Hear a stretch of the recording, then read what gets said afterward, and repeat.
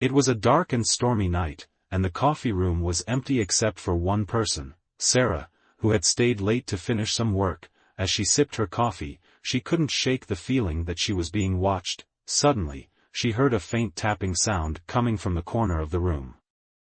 Curiosity got the better of her, and she cautiously made her way over to investigate. As she approached, the tapping grew louder and more frantic. She reached out to turn on the light, but it flickered and went out. Suddenly, the tapping stopped. And she heard a low growl emanating from the darkness. She froze, feeling a cold sweat breaking out all over her body. That's when she saw them, two glowing eyes staring back at her from the shadows. They belonged to a massive creature with razor-sharp claws and teeth like daggers.